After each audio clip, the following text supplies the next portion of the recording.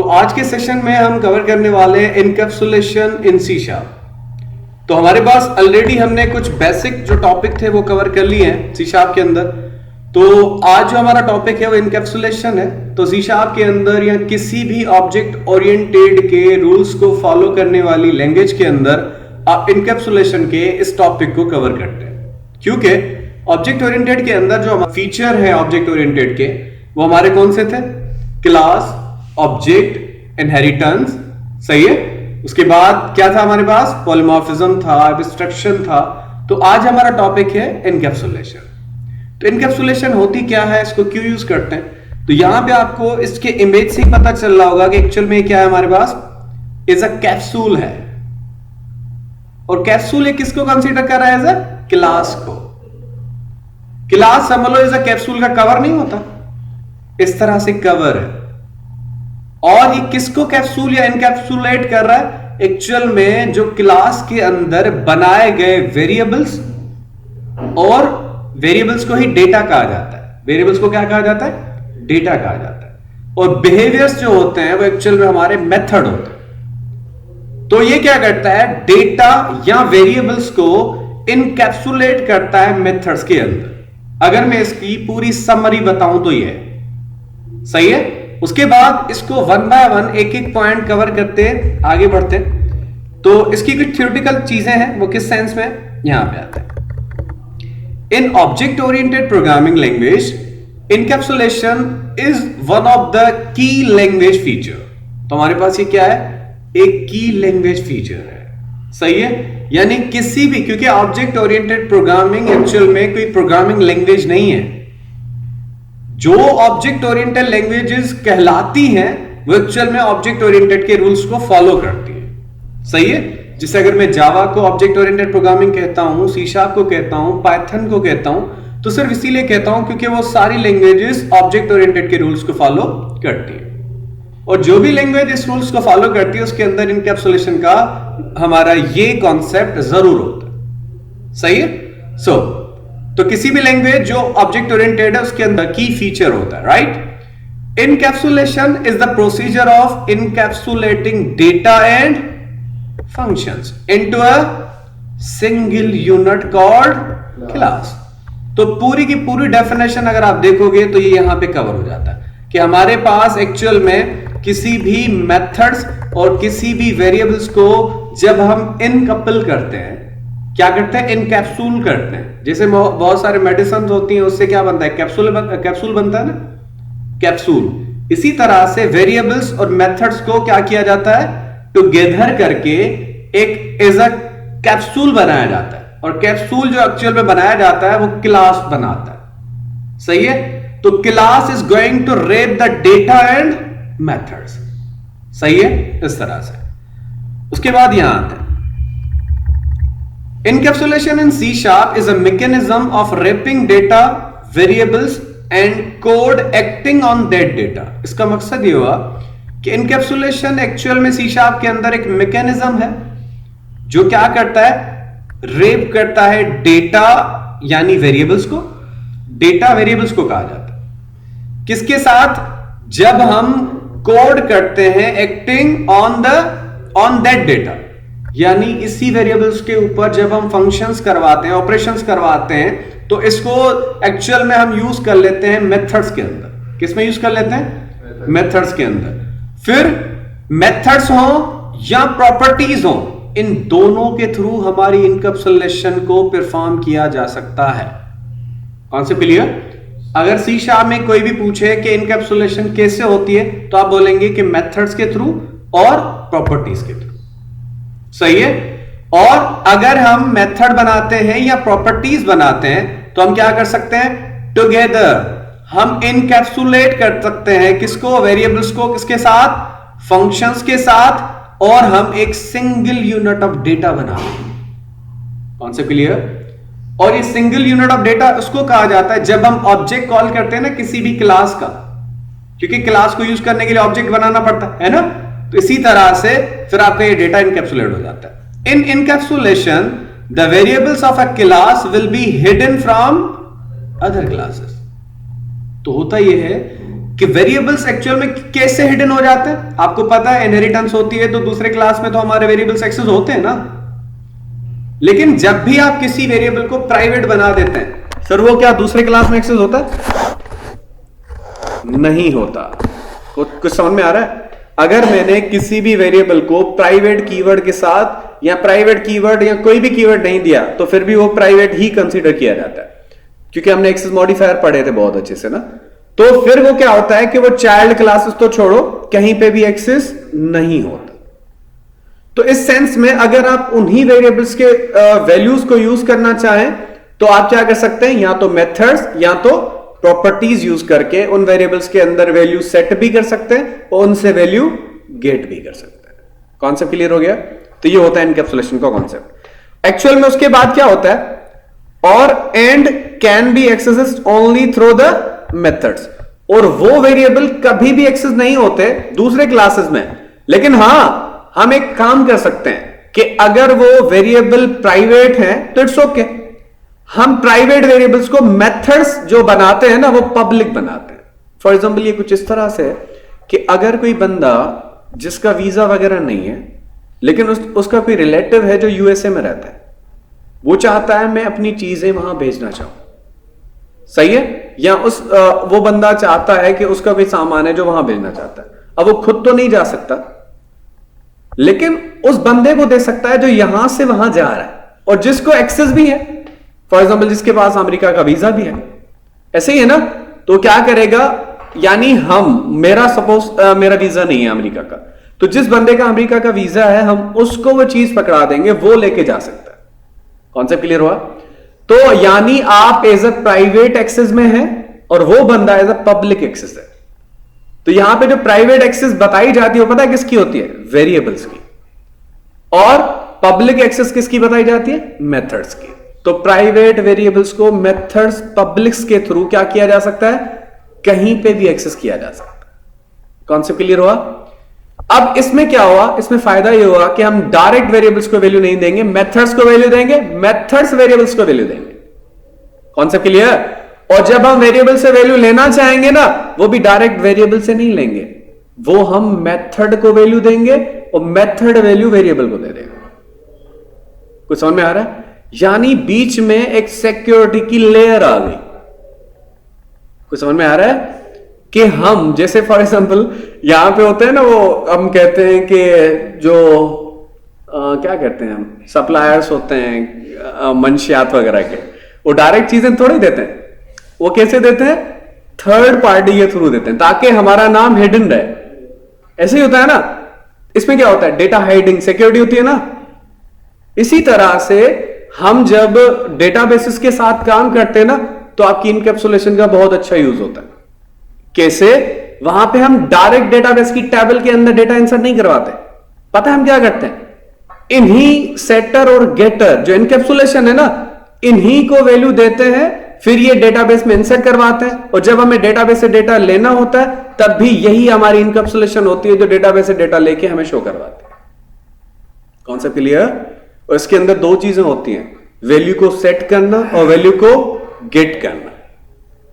Set करना यानी value insert करना डेटाबेसेस के अंदर, या डेटाबेसेस के अंदर डेटा को देना, वेरिएबल या वैल्यू देना, सही है। और वैल्यू गेट करना यानी रिट्रीव करना या फेच करना। कॉन्सेप्ट क्लियर हो रहा है? अगर एज अ बिगिनर आप सोचेंगे डेटाबेसेस के हिसाब से नहीं सोचेंगे, इसका मकसद यह हुआ कि कभी अगर यूजर को वैल्यू डिस्प्ले करनी हो यानी गेट करना, अगर यूजर से वैल्यू लेके किसी वेरिएबल में असाइन करनी हो यानी सेट करना। कॉन्सेप्ट क्लियर है? तो इस तरह से काम होगा। अच्छा जी, उसके बाद इसने बोला कि ये पॉसिबल हो सकता है प्रॉपर्टीज के थ्रू और उसके अलावा मेथड्स के थ्रू। अच्छा, why do we need encapsulation? इसकी जरूरत क्या है? So the need of encapsulation is to protect और prevent the code data from accidental corruption due to the silly little errors that we are all prone to make. So ज्यादातर हमारे पास क्या होता है, जब भी हमारी कोई चीजें गलत होती है, इवन आपको पता है जब हम आगे चल के एमईसी के ऊपर काम करेंगे या ASP.NET MEC पे काम करेंगे, तो जो आप जावास्क्रिप्ट के अंदर वैलिडेशन करते थे ना, वैलिडेशन के इस इनपुट के अंदर इतनी चीजें आएंगी, यानी ये खाली नहीं आना चाहिए, ये सारी चीजें होती थी ना वैलिडेशन करना। ये सारी की सारी चीजें पता हम किस पे करते थे? इन्हीं इनकैप्सुलेशन के थ्रू। सही है? ओके। उसके बाद in object oriented programming data is treated as a critical element in the program development and data is packed closely to the functions that operate on it and protects it from accidental modification from outside the function। तो actual में होता ये है कि वैसे तो ये user को एक्सेस होती नहीं, किसकी? इन वेरिएबल्स की। ये सारी चीजें डेवलपर के लिए होती है। किसके लिए होती है? डेवलपर के लिए। क्योंकि किसी भी ऑब्जेक्ट को यानी किसी भी क्लास का ऑब्जेक्ट बना के उसको यूज किया जा सकता है, ऐसे ही है ना। तो इस तरह के कामों में कभी भी हमारा क्या हो सकता है? आपके इन वेरिएबल्स को क्रिटिकल एलिमेंट कंसीडर किया जाता है किसी भी प्रोग्रामिंग लैंग्वेज के अंदर। क्योंकि अगर आपने किसी भी वेरिएबल को पब्लिक बना दिया ना, यानी वो वेरिएबल कभी भी एक्सेस हो सकता है और कहीं पे भी एक्सेस हो सकता है। कोई भी कर सकता है। हाँ, और कोई भी कर सकता है, क्योंकि एक प्रोजेक्ट तो क्या मल्टीपल प्रोजेक्ट्स में भी एक्सेस हो जाता है। हमने किया था ना एक्सेस मॉडिफायर्स। तो पब्लिक एक्सेस जितनी भी होती है वो कहीं कहीं पे जहां जहां पे चाहे आप उसको एक्सेस कर सकते हैं। कॉन्सेप्ट क्लियर हुआ? उसके बाद यहां पे आते हैं, और मॉडिफिकेशन भी इजीली हो सकती है। Encapsulation provides a way to protect data from accidental corruption. तो हमारे पास जब भी इस तरह की समझ लो क्रिटिकल सिचुएशंस होती है तो हम उसमें वेरिएबल्स को प्राइवेट ही रखते हैं और हम अपने मेथड्स को पब्लिक रखते हैं। हम चाहते हैं जब भी किसी भी तरह की मॉडिफिकेशन हो वो हमारे मेथड्स के थ्रू हो, ताकि वो किसके ऊपर ऑपरेट हो? वेरिएबल्स के ऊपर ऑपरेट हो। सही है? मैं एक प्रैक्टिकली करके दिखाता हूं। उसके बाद we can declare those fields as a private. तो हमारे पास एक्चुअल में सारे वेरिएबल जो होते हैं उनको हम क्या बनाते हैं? प्राइवेट बनाते हैं, और सारे के सारे मेथड्स हम क्या बना देते हैं? पब्लिक बना देते हैं। कॉन्सेप्ट क्लियर हो गया? तो इस तरह से उसके बाद हमारे पास क्या होता है? The private data are manipulated indirectly by two ways. तो हमारा दो तरह से वो जो प्राइवेट डेटा एक्सेस किया जा सकता है। सही है? अगर मैं आपको कहूं कि हमारे पास बहुत सारी ऐसी चीजें होती है, बैंक का पैसा जाता है ना एक बैंक ब्रांच से दूसरी ब्रांच की तरफ, तो कितनी सिक्योरिटी के साथ जाता है ना? तो इसी तरह से आपका डेटा भी सिक्योर करना चाहिए। सही है? अब देखें आपके पास बैंक का डेटा किस तरह से जा सकता है? गाड़ी जाती है तो उसके साथ सिक्योरिटी गार्ड्स, वो सारी चीजें होती हैं। वो ऑनलाइन डेटा जाता है तो वो SSL वगैरह की सर्टिफिकेशन खरीदते हैं, ऐसे होता है ना वेबसाइट्स वगैरह के थ्रू। तो यहां पे भी दो तरीके से डेटा जो है वो सिक्योर किया जा सकता है, और इसी दो तरह की सिक्योरिटी को इनकैप्सुलेशन कहा जाता है।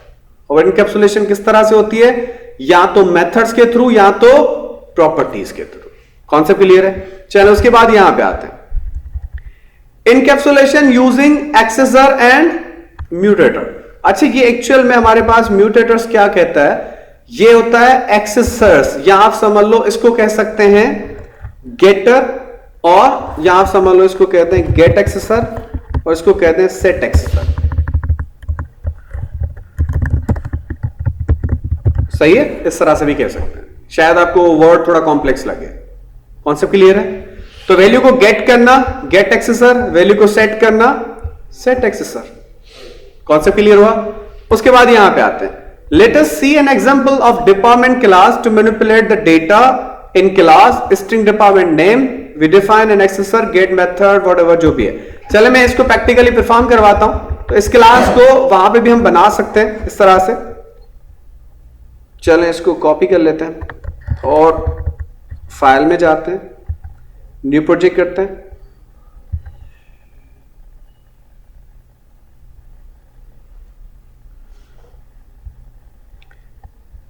ओके, अच्छा अभी हम जो है विंडोज पे काम करेंगे, यानी कंसोल एप्लीकेशंस के ऊपर काम करेंगे, विंडोज पे भी नहीं। इसका नाम इनकैप्सुलेशन रख देते हैं।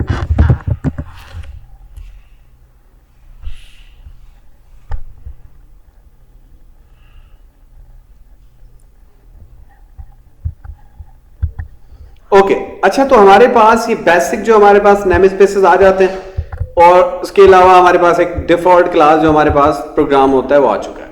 अब मैं एक काम करता हूं, यहां पे आके एक क्लास जो हम अपना बनाने वाले हैं वो क्लास का नाम क्या है? उस क्लास का नाम कुछ इस तरह से कि उसका नाम है हमारे पास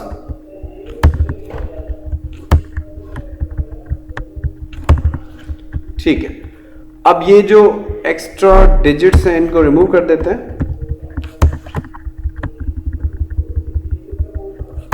ठीक है, अच्छा जी, यहां पे आके मैं इसका नाम गेट एक्सेसर रख देता हूं और इसका नाम सेट एक्सेसर रख देता हूं। ठीक है, और ये डॉट्स भी एक्स्ट्रा हैं, we have to remove them. ठीक हो गया। उसके बाद यहां पे ये जो आपके कुछ डिजिट्स हैं इनको भी रिमूव कर देते हैं।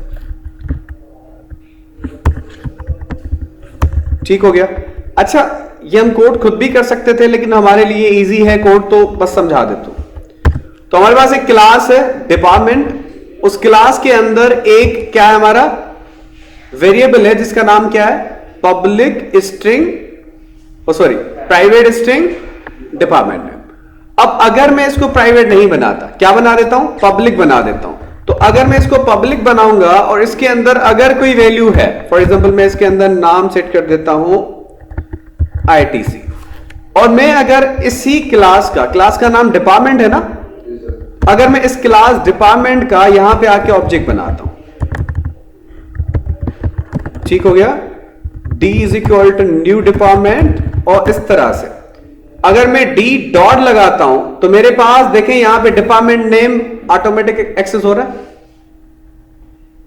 यानी हमारे पास वो वेरिएबल किसी भी क्लास में ऑब्जेक्ट बनाने के बाद डायरेक्टली एक्सेस हो सकता है।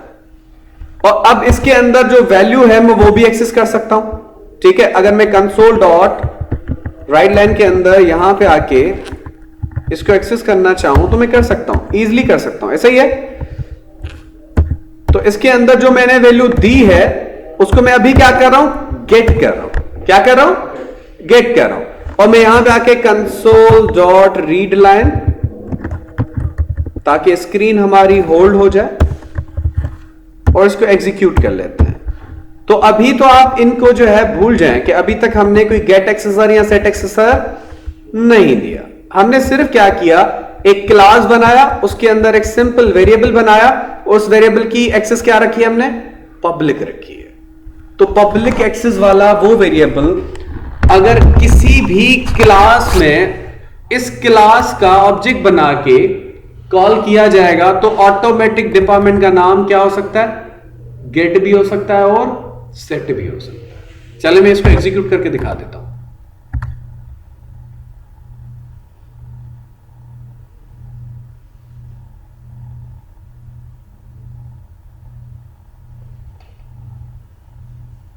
ठीक है, तो ITC गेट हो रहा है।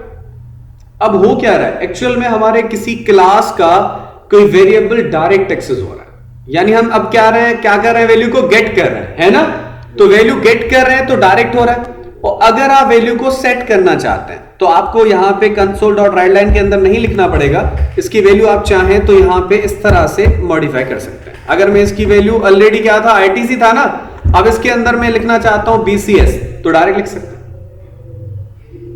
तो क्या हो रहा है, डायरेक्ट वैल्यू गेट भी हो रही थी और अब डायरेक्ट वैल्यू सेट भी हो रही है।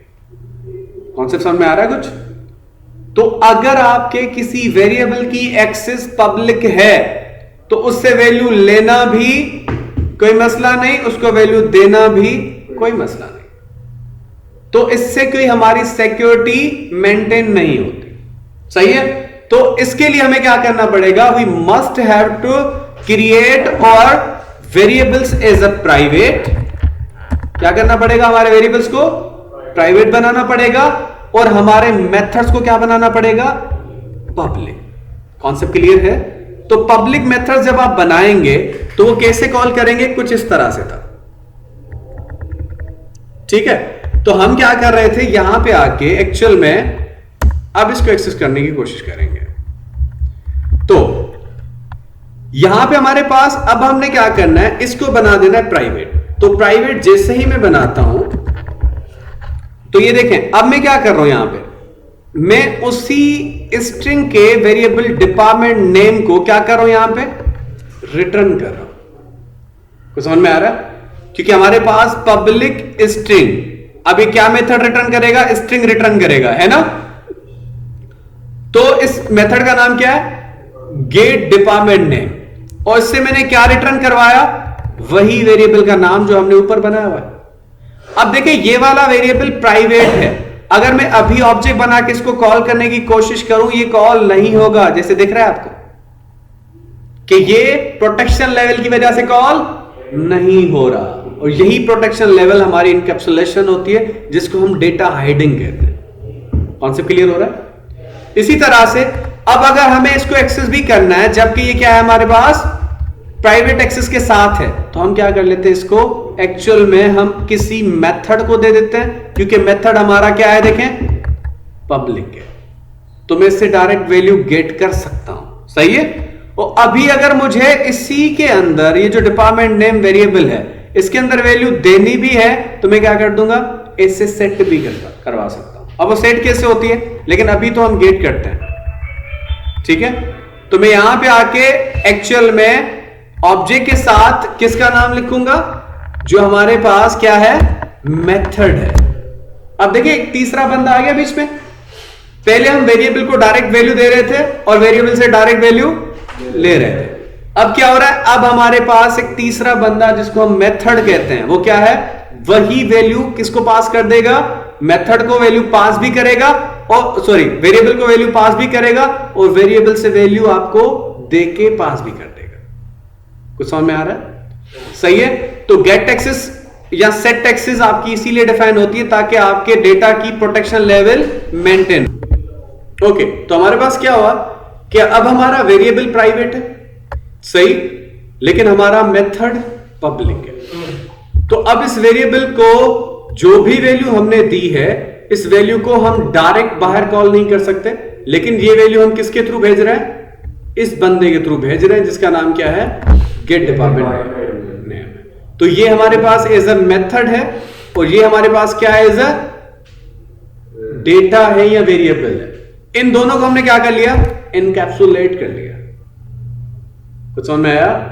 यानी अगर इस वेरिएबल की वैल्यू बाहर देनी है, तो हमने इन दोनों को क्या कर लिया, इनकैप्सुलेट कर लिया, है ना? तो अब क्या करेगा, ये मेथड इससे वैल्यू लेके हमें बाहर दिखा देगा। कुछ समझ में आ रहा है? इसी तरह से अगर इसी वेरिएबल को वैल्यू देनी है, जिसका नाम क्या है, डिपार्टमेंट नेम है, तो अब इसको मैं डायरेक्ट वैल्यू दे भी नहीं सकता। तो मैंने क्या किया, एक मेथड बनाया सेट डिपार्टमेंट नेम, और उसका एक पैरामीटर रखा, किस टाइप का, स्ट्रिंग टाइप का। यानी जब भी ये मेथड कॉल होगा, इसको आपने क्या देनी पड़ेगी, स्ट्रिंग वैल्यू देनी पड़ेगी। तो ऑटोमेटिक ये वाली वैल्यू सेट हो जाएगी। किसमें, आप ए को वैल्यू देंगे, ए किसको दे देगा, डिपार्टमेंट नेम को। तो अब यहां पे जो वैल्यू ले रहा था वो अलग बंदा, जो वैल्यू दे रहा है वो अलग बंदा। तो हमारी डायरेक्ट कम्युनिकेशन नहीं हो पा रही, किसके साथ, डिपार्टमेंट नेम के साथ।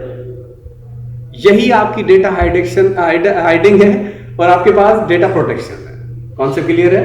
इस तरह से चलें जी। अब आते हैं कि अब ये वैल्यू गेट तो हो रही है, चल आगे देख लेते हैं कि रन भी हो रहा है, गेट हो रहा है नहीं। अच्छा जी, यहां पे कोई एरर है, व्हाट वी हैव डन, कोई सेमीकोलन रहता है, right, this one.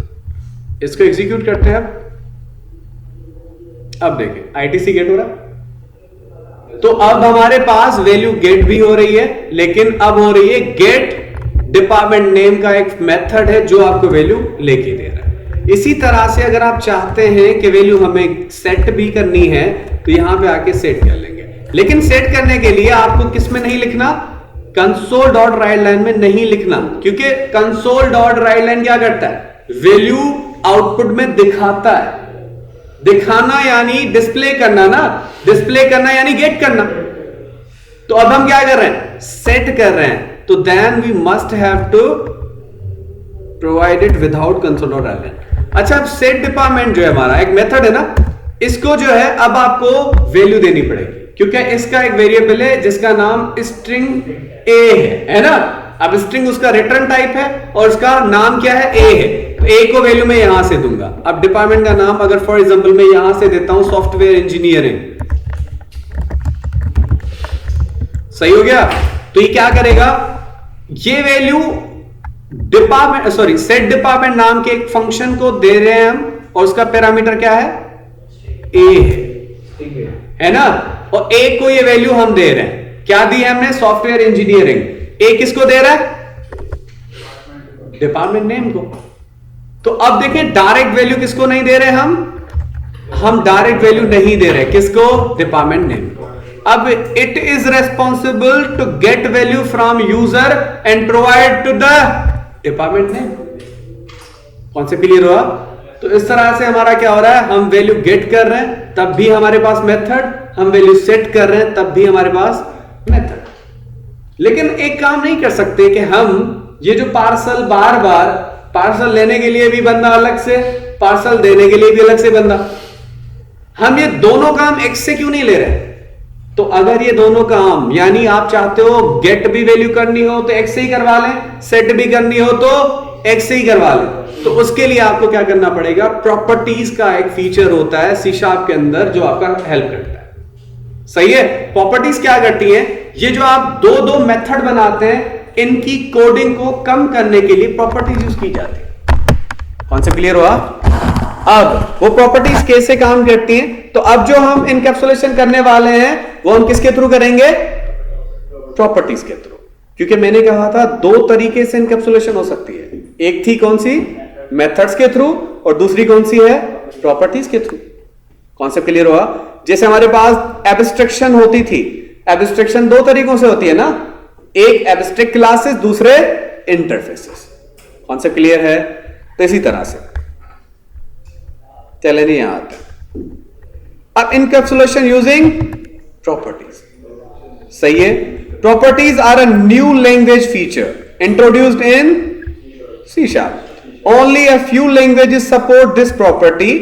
Properties in C# helps to protect a field in a class. Actual में फील्ड वेरिएबल को कह रहा है, किसको कह रहा है? वेरिएबल को। In class by reading and writing it. The first method itself is good, but encapsulation can be accomplished much smoother with properties. क्योंकि हमारा कोड कम होता है। कॉन्सेप्ट क्लियर हुआ? क्यों कम होता है? क्योंकि एक्चुअल में हमारे पास जब आप कोड करते हैं कि भाई जब वैल्यू लेनी होती है अलग मेथड, वैल्यू देनी होती है अलग मेथड, तो यही दोनों काम हम एक ही चीज से करवा सकते हैं जिसको हम प्रॉपर्टी कहते हैं। सही है। और प्रॉपर्टीज को डिफाइन करने का सिंपल तरीका ये होता है, वो कुछ इस तरह से डिफाइन होती है। तो समझ में आ रहा है? इस तरह से आप यहां पे आ जाएं, और अगर वैल्यू गेट करनी हो या सेट करनी हो, डायरेक्ट आके यहां पे डिफाइन करते हैं। प्रॉपर्टीज अलग से टॉपिक है, इंशाल्लाह हम आगे चल के अलग से इसको पढ़ेंगे। सही हो गया? And we have another digits over here, so we have to remove them. अब देखिए थोड़ा इजी आपको लगेगा।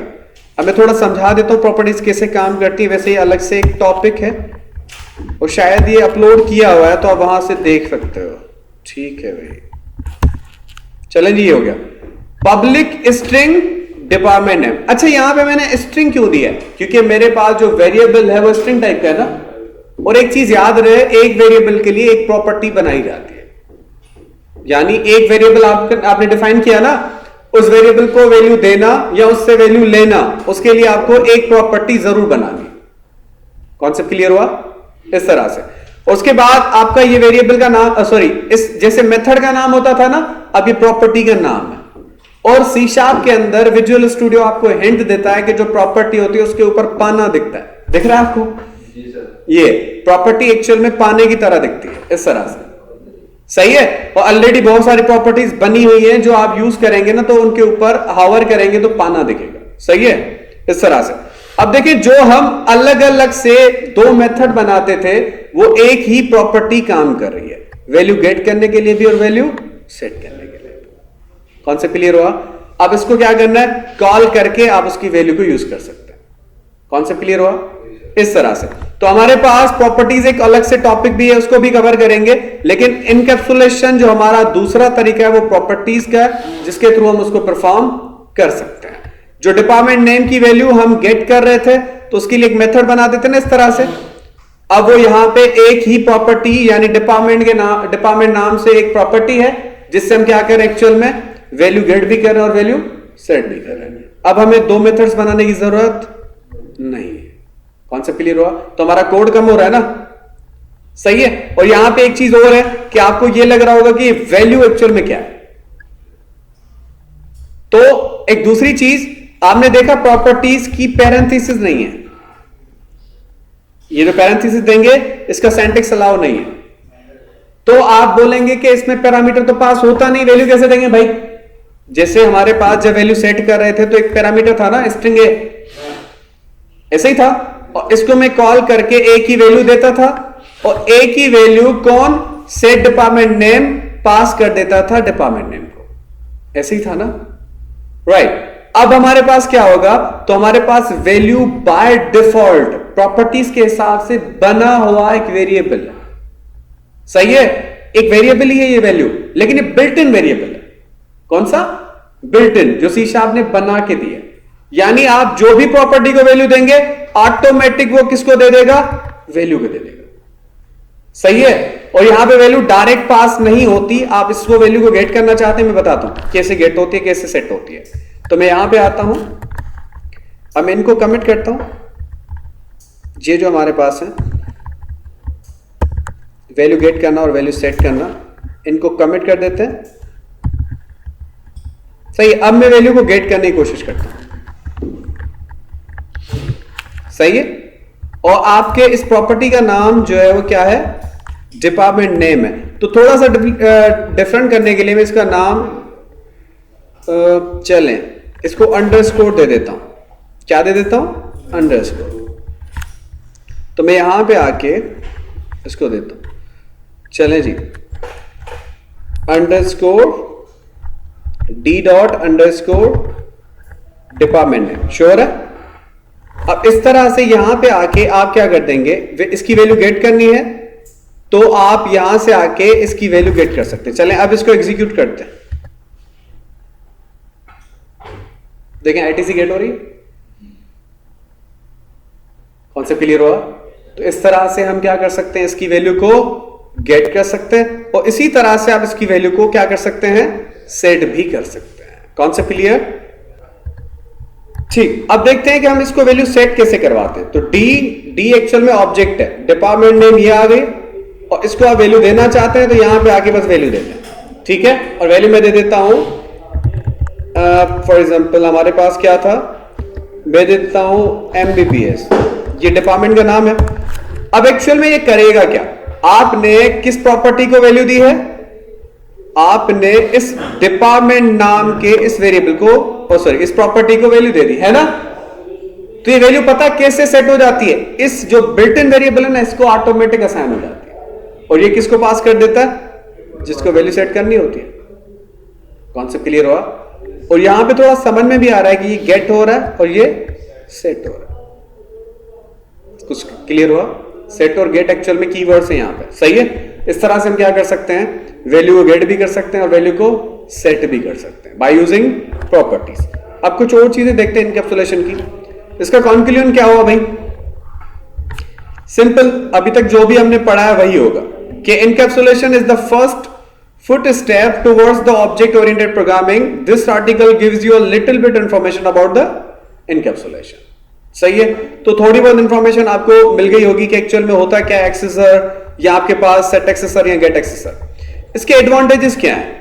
Data hiding, increased flexibility, reusability and testing code is easy. यानी एक बार आपकी ये जो सारी चीजें हो जाती है ना, फिर इसको डेटा हाइड, तो वैसे आपको पता है हम अगर डेटा हाइडिंग कर रहे हैं तो हमारी क्या हो रही है, सिक्योरिटी मेंटेन हो रही है, सही है। अब इंक्रीज्ड फ्लेक्सिबिलिटी इसलिए होती है, we can make the variables of the class as a read only और राइट ओनली। जैसे हमारे पास क्या होता है कि जब भी चाहे आप किसी भी वेरिएबल को वैल्यू दे भी सकते हैं और वैल्यू उससे ले भी सकते हैं। इवन आप चाहे ना सिर्फ वैल्यू देनी है, उसको वैल्यू सेट नहीं करनी। यानी अगर आप चाहते हैं यूजर सिर्फ वैल्यू दे सके, उसे ले ना सके, तो क्या करोगे आप? गेट एक्सेस दोगे, सेट एक्सेस दोगे ही नहीं।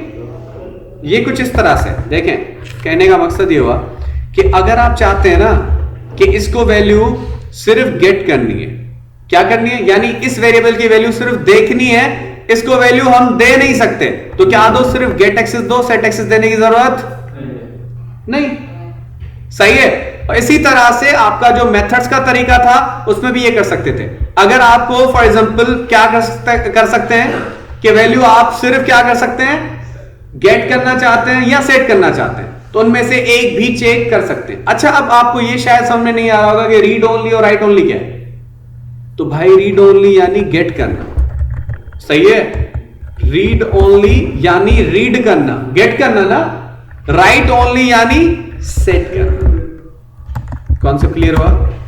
तो ये फ्लेक्सिबिलिटी मिलती है कि अगर आप चाहें तो सिर्फ रीड कर सकते हैं, अगर आप चाहें तो सिर्फ राइट कर सकते हैं, और अगर आप चाहें तो दोनों कर सकते हैं, रीड राइट भी कर सकते हैं ना। कॉन्सेप्ट क्लियर हुआ? ठीक है भाई। और अगर कुछ नहीं करना चाहते तो छोड़ ही दो उसको, प्राइवेट बना के। ओके। उसके बाद रीयूजेबिलिटी। रीयूजेबिलिटी में क्या होता है? Encapsulation also improves the reusability and easy to change with new requirement. और कभी भी किसी भी तरह की रिक्वायरमेंट आए तो सिर्फ वहां पे जाकर मॉडिफिकेशन करके आप सारी की सारी चीजें एट अ टाइम मेंटेन कर सकते हैं। सही है, क्योंकि अलग से हमारी हो रही है ना सारी चीजें। ये टेस्टिंग कोड इज इजी।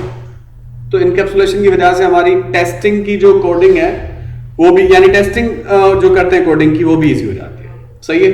ये था इनकैप्सुलेशन इन C#।